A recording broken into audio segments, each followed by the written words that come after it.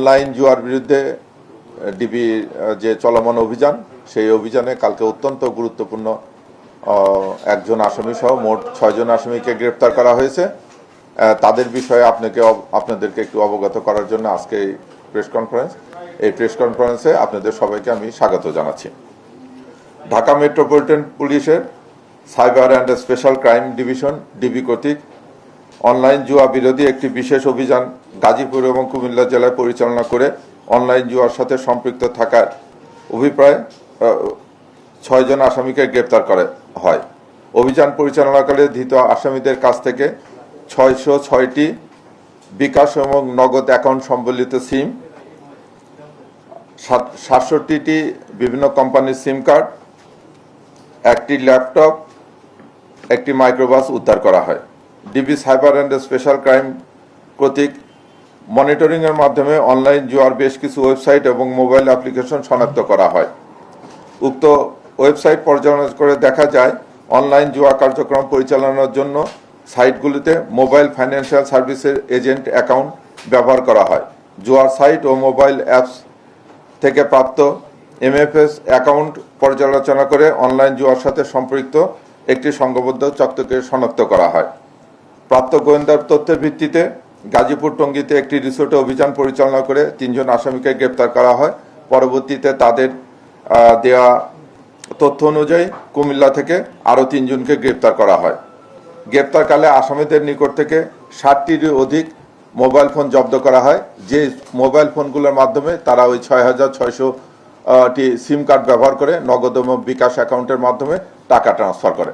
আপনারা জানেন যে এখানে জুয়ার যে অ্যাকাউন্টগুলো হয়, একটা থাকে জুয়ার ওয়েবসাইট। সেই জুয়ার ওয়েবসাইট থেকে কি করে, এরা যে টাকাটা আসে সেই টাকাগুলো এরা এই অ্যাপসের মাধ্যমে নগদ এবং বিকাশের মাধ্যমে এই সিম কার্ড এবং এই মোবাইলগুলোর মাধ্যমে তারা এটে কালেক্ট করে। এই কালেক্ট করার জন্য তারা অনেকগুলো অ্যাপস ব্যবহার করে, যেরকম এখানে আছে গোপে, লাকি পে, তারপরে এক্সি পে, কুল পে, এই অ্যাকাউন্টগুলো ব্যবহার করা হয়। এই অ্যাকাউন্টগুলো এই ইয়েগুলো অ্যাপসগুলোর মাধ্যমে টাকা আসে, এই টাকাগুলো তারা পরবর্তীতে ট্রান্সফার করে ডলার করে এবং এতে আপনারা জানেন যে বিদেশে পাচার করা হয়। আমরা যে ইয়েটাকে ধরেছি যে আরিফুর রহমানকে, সে চালায় হচ্ছে গোপে অ্যাকাউন্টটা, এবং তাকে তথ্য দেখা গেছে তার ল্যাপটপ এবং অন্য ডিভাইস জব্দ করে যে এখানে প্রায় ডেলি 5 কোটি টাকার মতো লেনদেন হচ্ছে। এই আরিফুর এর আগেও অ্যারেস্ট হয়েছে সে, এবং তার বিরুদ্ধে 4টি মামলা আছে। আর আমরা কালকে যে করেছি সেই মামলাটা উদ্ধার করেছে। এই আরিফ, আপনারা ইউটিউবে গেলে দেখবেন যে সে এই অবৈধ কাজ করে বিলাসী জীবন যাপন করে।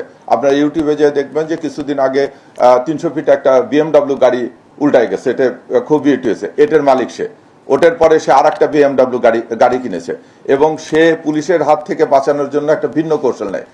আমরা যেখান থেকে ধরেছি সেখানে সে 3টে রুম বুক করেছে। সে যে রুমে ছিল সেই রুমটা গাজীপুর রিসোর্টের, সেটা হচ্ছে 50,000 টাকা ডেলি ভাড়া। এবং তার তথ্য অনুযায়ী দেখেছি যে সে এখানে হয়তো 4-5 দিন থাকবে, এখান থেকে ঢাকার অন্য কোনো হোটেলে যাবে, এবং কক্সবাজারে যে সে বড় বড় নামি দামি হোটেলের 1 লাখ 1.5 লাখ টাকা সুট ভাড়া করে 3-4 দিন থাকে। যখনই পুলিশ তাকে টেস্ট করতে থাকে তখন ওটা বন্ধ করে নিয়ে সে চলে আসে, আরেক জায়গায় চলে আসে। দীর্ঘদিন যাবত সে এই কৌশলে এই প্রতারণা কাজগুলো চলছে। তা আমরা তাকে অ্যারেস্ট করে নিয়েছি, তার বিরুদ্ধে নিয়মিত মামলা দায়ের করা হচ্ছে, এবং এই চক্রের সঙ্গে অন্য যারা জড়িত তাদেরকে অ্যারেস্টের ব্যাপারে আমরা